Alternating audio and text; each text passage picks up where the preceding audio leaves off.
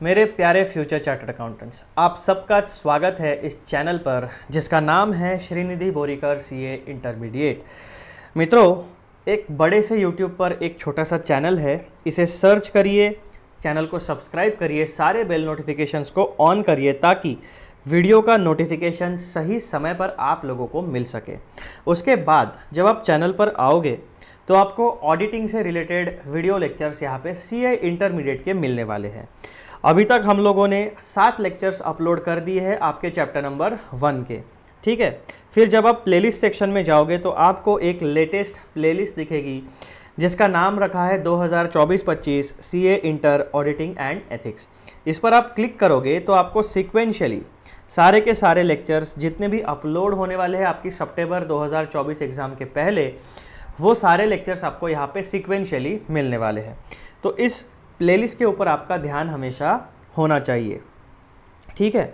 अब हम लोग आगे बढ़ते हैं और आज के वीडियो का मुद्दा मैं आप लोगों को बताता हूँ। आ जाओ, जस्ट सेकंड। कुछ बातें हैं जो यहाँ पर कंप्लीट करनी पड़ेगी पहले। कहाँ गया भैया?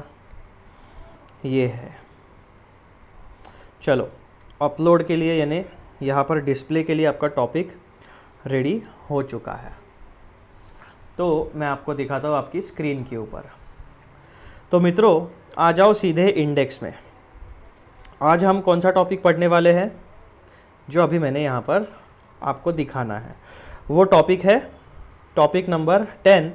इस वीडियो का हमारा मुद्दा है जिसका हेडिंग है ऑडिट मैंडेटरी और वॉलेंटरी। अभी तक हम लोगों ने ऊपर के जितने भी हरी डंडी आपको दिख रही है वो सारे के सारे हमारे पढ़ के हो चुके हैं। टॉपिक नंबर 1-2 चिल्लर है, वो आप लोगों को पढ़ लेना है क्योंकि उसमें एक्सप्लेन करने जैसा कुछ भी नहीं है। हम लोग टॉपिक नंबर 10 की शुरुआत अभी करने वाले हैं। अब मैं आपको एज़ यूजुअल यहाँ पर दिखा देता हूँ कि टॉपिक नंबर 10 ऑडिट मैंडेटरी और वॉलेंटरी, पैराग्राफ 1, 2 और 3 पैराग्राफ में इंस्टीट्यूट ने इस टॉपिक को समाप्त कर दिया है। छोटा सा टॉपिक है, लेकिन होगा क्या, जब आप रिवीजन करोगे तो पैराग्राफ आपको याद नहीं रहेगा। पॉइंट वाइज हेडिंग्स के साथ आप पढ़ोगे तो आपको याद रहने वाला है। तो इसी को आगे बढ़ाते हुए हम लोग आते हैं हमारे टॉपिक के ऊपर, जो है टॉपिक नंबर 8।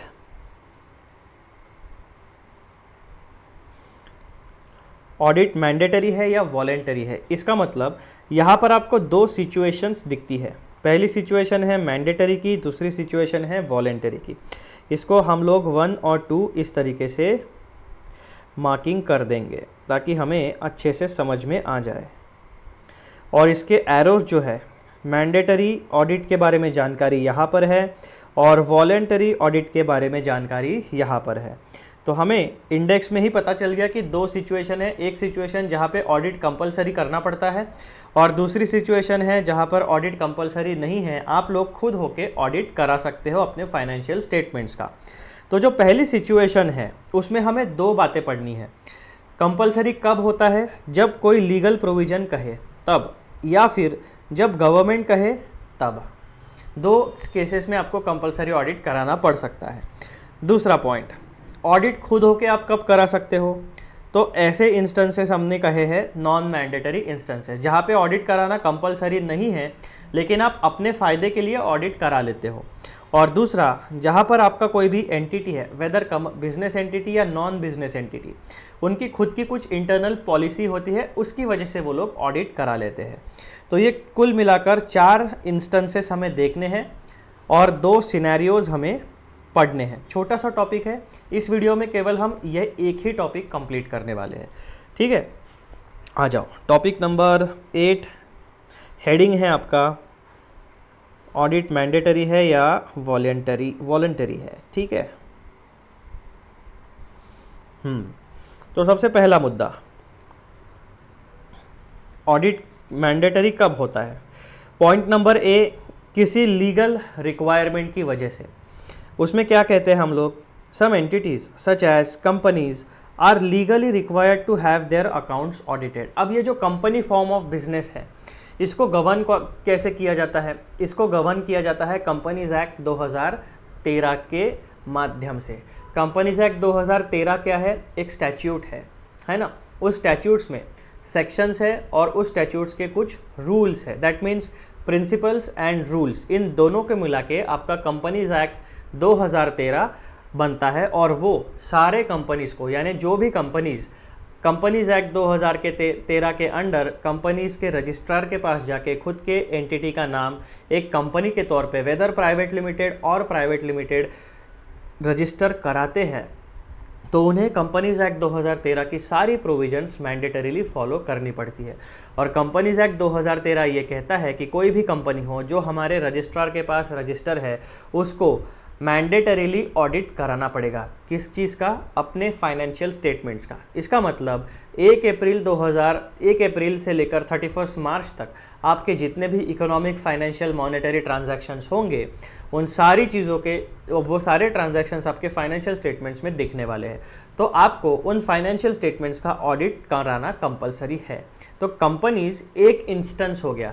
ऐसे LLP एक्ट भी है, ऐसे आपके ट्रस्ट है, सोसाइटी है, तो ऐसे अलग अलग स्टैट्यूट्स हैं जो अलग अलग एंटिटीज़ को गवर्न करते हैं। तो अगर उस स्टैट्यूट में लिखा हुआ होगा, किसी लीगल प्रोविज़न में लिखा हुआ होगा कि इस पर्टिकुलर एंटिटी को जो भी हमारे एक्ट के अंदर रजिस्टर्ड है उसको ऑडिट कंपलसरीली कराना पड़ेगा, तो उस एंटिटी को ऑडिट हमेशा फाइनेंशियल स्टेटमेंट्स का कराना कंपलसरी है। कंपलसरी मीन्स मैंडेटरी है, ठीक है। तो हम लोगों ने एक एग्जाम्पल के साथ पहला समझ लिया जो है corporate entity, that means company. दूसरा, non corporate entities may also be subject to mandatory audits under specific tax laws। अब ये टैक्स लॉस क्या होता है? इनकम टैक्स एक्ट हो गया या GST हो गया। अब इनमें ऑडिट कराना कंपलसरी कब होता है? अगर आप टैक्सेबल इवेंट को ट्रिगर करो। इनकम टैक्स एक्ट में भी एक पर्टिकुलर टैक्सेबल इवेंट है, उसके बाद GST में भी एक पर्टिकुलर टैक्सेबल इवेंट है। अगर वो टैक्सेबल इवेंट, आप उस टैक्सेबल इवेंट में जो कंडीशंस बताई गई है उन कंडीशंस को आप फुलफ़िल करते हो, आपकी एंटिटी, आपके फाइनेंशियल ट्रांजैक्शंस उन टैक्सेबल इवेंट्स को फुलफ़िल करते हैं या ट्रिगर करते हैं, तो ऐसे केसेस में आपको ऑडिट कराना मैंडेटरी है, दैट मीन्स कंपलसरी है।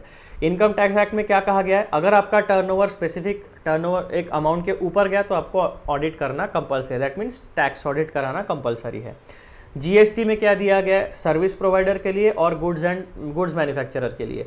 अगर आपका टर्नओवर एक स्पेसिफिक थ्रेशोल्ड लिमिट के ऊपर होता है तो आपको GST ऑडिट कराना कंपलसरी है, करेक्ट। तो इसे कहते हैं compulsory instances where audit is compulsory, that is mandatory. तो ये 1 और 2 पॉइंट हमने देख लिए और एक एग्जाम्पल हमने कंसिडर कर लिया जहाँ पर हमने टैक्सेशन लॉस के टैक्सेबल इवेंट को जब हम ट्रिगर करते हैं तब हमें टैक्स ऑडिट कराना पड़ता है, वो बात हमने पढ़ ली। यानी लीगल रिक्वायरमेंट के बारे में अब हमारे दिमाग में कॉन्सेप्चुअल क्लैरिटी है कि ऑडिट लीगली कब कंपलसरी हो जाता है। दूसरा पॉइंट हमें सीखना है गवर्नमेंट रिक्वायरमेंट्स के बारे में, ठीक है जी।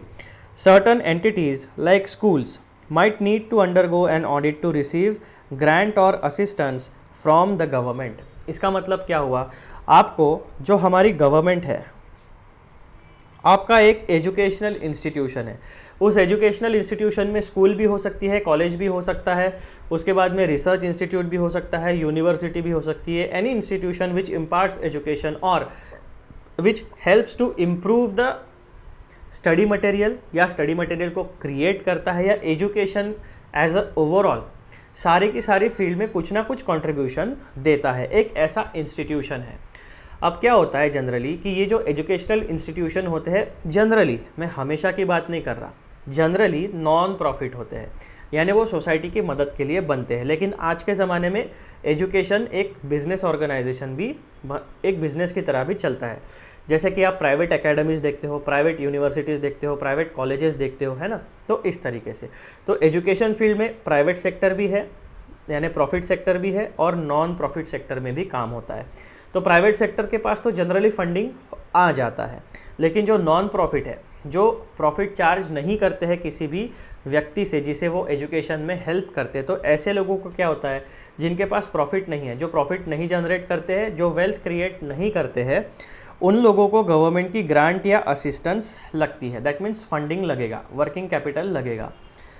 तो ऐसे केसेस में वो लोग मदद मांगने के लिए मेजरली कहाँ पे जाते हैं? गवर्नमेंट के पास। गवर्नमेंट क्या कहती है कि ठीक है, बहुत अच्छा काम करते हो, फ्री एजुकेशन प्रोवाइड कर रहे हो, लेकिन जो गवर्नमेंट के पास फाइनेंशियल रिसोर्सेस है वो किसके हैं? वो अल्टीमेटली भारत की जनता के हैं। जो टैक्स का पैसा वो लोग देते हैं, उस टैक्स के पैसे से ही गवर्नमेंट के पास पैसा आता है। जो नेचुरल रिसोर्सेस हम सब के कलेक्टिव नेचुरल रिसोर्सेस है, उनका यूटिलाइजेशन करके ही हमारे पास फंडिंग जनरेट होती है। तो गवर्नमेंट क्या कहेगी कि ये जो फंडिंग है ये पब्लिक का पैसा है, हम पब्लिक का पैसा ऐसे ही आपको नहीं दे सकते। अगर आपको पब्लिक का पैसा ग्रांट या असिस्टेंस के तौर पर चाहिए, जो टैक्स मनी होता है, अगर वो आपको ग्रांट या असिस्टेंस के तौर पर चाहिए तो आपको कुछ कंडीशंस फुलफिल करनी पड़ेगी। तो एज एन एंटिटी जो फंडिंग उठाने गवर्नमेंट के पास गई है, वो क्या कहेगी? भैया क्या कंडीशन है? तो गवर्नमेंट आपको कहेगी कि मित्रों आप एक काम करिए, आप institute of chartered accountants of India के जो क्वालिफाइड सीए है, जो प्रैक्टिस करते हैं, जिनके पास मेंबरशिप है, जिनके पास साइन करने की अथॉरिटी है, ऐसे क्वालिफाइड व्यक्ति के पास जाइए, आपके फाइनेंशियल स्टेटमेंट्स जो है उनसे ऑडिट करा के फिर हमारे पास आइए, तब हम सोचेंगे कि आपको ग्रांट या असिस्टेंस देना सही है या नहीं है।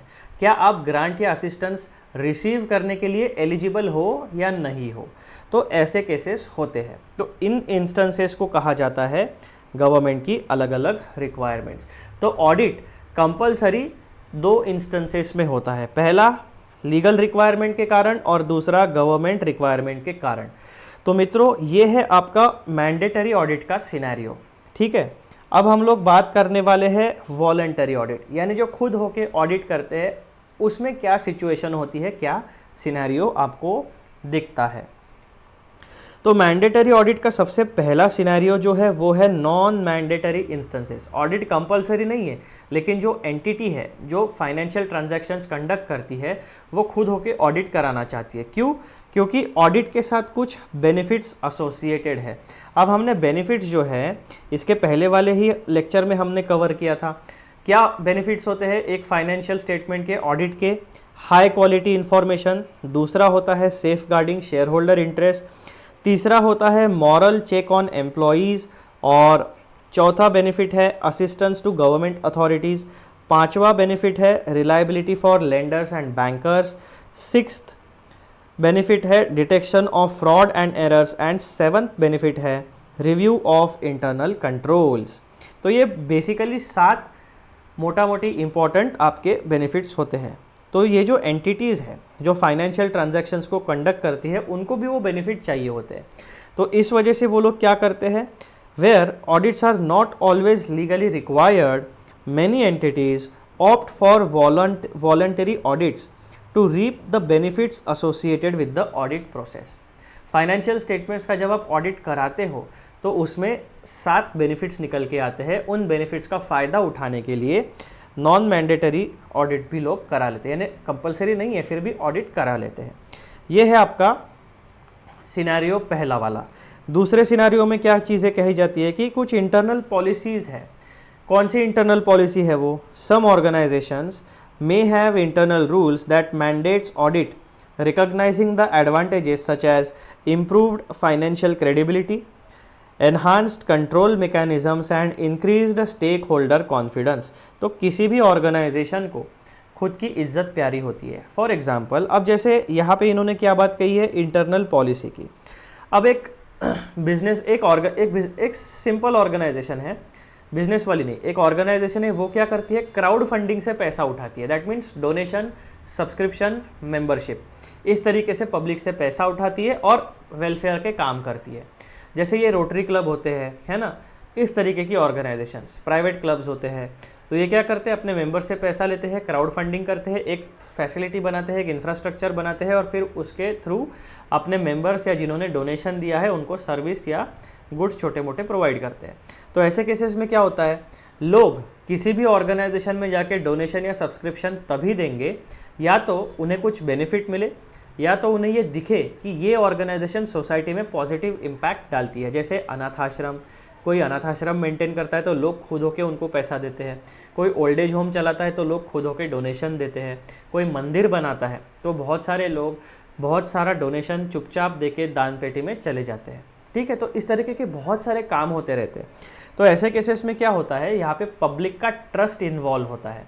तो उस ट्रस्ट को बनाए रखने के लिए और जो उनका विजन होता है कि सोसाइटी में पॉजिटिव इम्पैक्ट किस तरीके से क्रिएट किया जाए, तो उस विजन और ट्रस्ट को बनाए रखने के लिए एक इंटरनल पॉलिसी वो बनाते हैं कि मित्रों, जो हम लोग पैसा, पब्लिक का पैसा इस्तेमाल करते हैं, तो पब्लिक को हमें हिसाब किताब भी देना चाहिए, एक मॉरल ड्यूटी हो जाती है वो। तो इसीलिए वो लोग क्या करते हैं, साल भर में जितने भी फाइनेंशियल ट्रांजैक्शन होंगे, जो फाइनेंशियल स्टेटमेंट्स बनेंगे, खुद की इंटरनल पॉलिसी बना के उनका ऑडिटेड फाइनेंशियल स्टेटमेंट्स बना के रखेंगे, ताकि कल चल के कोई हमारे ऊपर उंगली ना उठा सके कि इन्होंने पब्लिक के पैसे का मिसयूज़ किया है ना। कोई हमारे ऊपर कीचड़ ना उछाल सके, कोई हमारे ऊपर कोई एलिगेशन ना लगा सके। तो ऐसे इंस्टेंसेस में इंटरनल पॉलिसी बना के आप ऑडिट करा सकते हो। तो ये जो वॉलंटरी ऑडिट यानी खुद होके ऑडिट कराने के 2 इंस्टेंसेस आपको पता चल गए।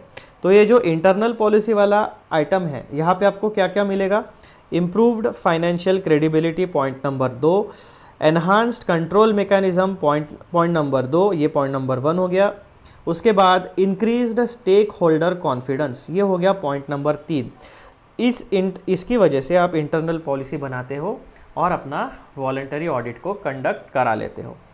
तो मेरे प्यारे फ्यूचर चार्टर्ड अकाउंटेंट्स, ये था आपका पूरा का पूरा सिनेरियो रिगार्डिंग ऑडिट मैंडेटरी होता है या वॉलंटरी करा सकते हैं। ठीक है, अब मैं वापस आपको लेके आता हूँ आपके स्टडी मटेरियल में जो हमारे प्यारे इंस्टीट्यूट ने बनाया है। यहाँ पर उन्होंने जो भी इन्फॉर्मेशन मैंने आपको दी है वो पैराग्राफ फॉर्म में दी है, थोड़ी सी अनक्लियर है, थोड़ी सी क्लियर है, लेकिन हम लोगों ने क्या किया, एक प्रॉपर रोड मैप बना लिया। दैट इज़ इस पूरे पैराग्राफ को पढ़ा, उसको डिकोड किया, उसको एनालाइज किया, उसको डिकोड किया, प्रॉपर रोड मैप बनाया। उस रोड मैप में फॉर्मेट में proper voluntary audit, non voluntary audit, इसके इंस्टेंसेस डाल के एग्जाम्पल्स को क्रिएट करके हमने पढ़ाई कर ली। अब हम ये कह सकते हैं कि अगर इससे रिलेटेड कोई सवाल हमारे पेपर में आ जाए तो भैया हम लोग 1 नंबर आंसर लिख के आ सकते हैं। ठीक है, इस तरीके से आपका ये वाला टॉपिक कंप्लीट होता है। अब हमारी ड्यूटी क्या है, इस पर हम लगा देंगे हरी झंडी, है ना। ऑडिटर का काम होता है जो भी ऑडिटर ने किया है उसको ऑडिटर क्या करता है, ग्रीन पेन से टिक मार्क करता है इस तरीके से कि भाई हमने इसका वाउचिंग वेरिफिकेशन कर लिया है, हमने इसकी पढ़ाई कर ली है। तो ग्रीन टिक इसके ऊपर लग गया। इस वाले इंडेक्स में भी मैं इस पर ग्रीन टिक लगा देता हूँ और ये घोषित करता हूँ कि हमारा ये वाला टॉपिक कंप्लीट हो चुका है। इस वीडियो को हम लोग यहीं पे रोकेंगे। अब मैं आपको एक आइडिया बता देना चाहता हूँ कि ये जो टॉपिक नंबर 10 अभी हम लोगों ने इस वीडियो में पढ़ा, ये टॉपिक नंबर 11, टॉपिक नंबर 12 छोटे छोटे टॉपिक्स हैं, एकदम 2-2, 3-3 पैराग्राफ्स के। लेकिन आपको वीडियो जो है इसका सेपरेटली मिलेगा। मैं एक वीडियो में उसको कंबाइन करके आपको नहीं दे रहा हूँ क्योंकि उसमें मेरी कुछ टेक्निकल प्रॉब्लम्स है। टेक्निकल प्रॉब्लम यानी मेरे लिए आसानी क्या है, जब मैं एक इंडिविजुअल वीडियो बनाता हूँ तो उसका इंडिविजुअल थंबनेल बना सकता हूँ। थंबनेल में ज़्यादा घिचिड़ मिचिड़ नहीं होती, छोटे छोटे टेक्स्ट नहीं हो जाते, प्रॉपर एक टाइटल में वहाँ पर अच्छे से लिख सकता हूँ। उसके बाद में टॉपिक में जब अपलोड करता हूँ तो बहुत ज़्यादा हेवी वीडियो नहीं हो जाता, आसानी से अपलोड हो जाएगा और आपको पढ़ने में भी आसानी होगी। क्योंकि मैं टाइम स्टैम्प फिलहाल नहीं डाल पा रहा हूँ समय की कमी की वजह से। अगर आप में से कोई स्टूडेंट है जो इंटरेस्टेड है मुझे हेल्प करने में, तो आप मेरी बस एक छोटी सी हेल्प कर सकते हो। अगर आप वीडियो लेक्चर पूरा देख रहे हो या नहीं भी देख रहे हो तो आप मेरी एक छोटी सी हेल्प ऐसे कर सकते हो कि वीडियो का टाइम स्टैम्प आप अपने कमेंट सेक्शन में डाल देना, मैं उस कमेंट को पिन कर दूंगा। यानी वो कमेंट हर स्टूडेंट को दिखते रहेगा, फिर जिसको वीडियो में जो रिलेवेंट टॉपिक देखना है उस टाइम स्टैम्प के ऊपर क्लिक करके वो फटाफट वो वीडियो का सेक्शन देख सकता है। तो ये एक छोटी सी मदद आप मेरी कर सकते हो कमेंट सेक्शन में। ठीक है, तो अभी छोटे छोटे वीडियोस कौन से आने वाले हैं, ये टॉपिक नंबर 10 एकदम छोटा टॉपिक था, 11 और 12 ये 3 छोटे टॉपिक्स हैं। इनके छोटे छोटे 10-10, 15-15 मिनट के वीडियोज़ आपको मिलने वाले हैं। ठीक है, ये वीडियो 20 मिनट का हो गया क्योंकि थोड़ी सी इन्फॉर्मेशन भी मैंने आपको यहाँ पे बताई है। अब जाने से पहले एक छोटी सी रिक्वेस्ट, और वो रिक्वेस्ट क्या है आप सबको पता है। वो रिक्वेस्ट है, इस चैनल को YouTube पर ढूंढिए, Srinidhi Borikar CA intermediate, channel को सब्सक्राइब करिए, सारे बेल नोटिफिकेशंस को ऑन करिए और वीडियो देखिए। देखने के बाद अगर आपको सही में मेरे वीडियो अच्छे लगते हैं, आपको ये वीडियो लेक्चर्स क्लासेस अच्छे लगते हैं, तो आप वीडियोज़ को लाइक करिए और अपने CA मित्रों के साथ इन वीडियोस को या मेरे चैनल को शेयर करिए ताकि हमारी कम्युनिटी धीरे धीरे बढ़ सके। ठीक है जी, चलो अगले वीडियो में मिलते हैं। तब तक के लिए आप लोग पढ़ाई करते रहिए और बस इतना ही बोलना है, पढ़ाई करते रहिए, बाकी आप लोग डिसाइड करिए।